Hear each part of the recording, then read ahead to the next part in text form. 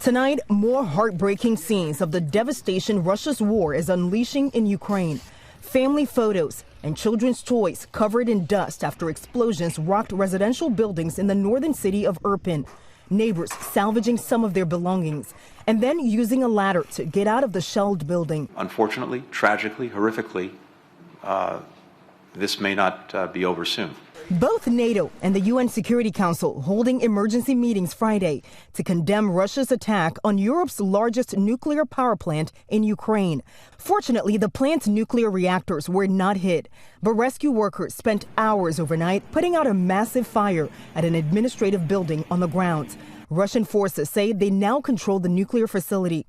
Ukraine's President Zelensky warning an explosion at the nuclear plant would be, quote, the end for everyone, the end for Europe. Mr. Putin must stop this madness. Meantime, gunfire and air raid sirens blaring across Ukraine's capital city, KYIV. Residents bracing for the arrival of that miles-long Russian military convoy U.S. officials say has stalled about 17 miles away.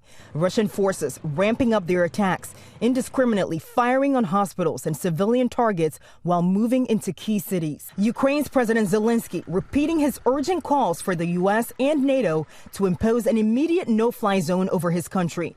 But NATO Secretary General echoing the White House, rejecting that position. If we did that, we'll end up with something that could end in a full-fledged war in Europe.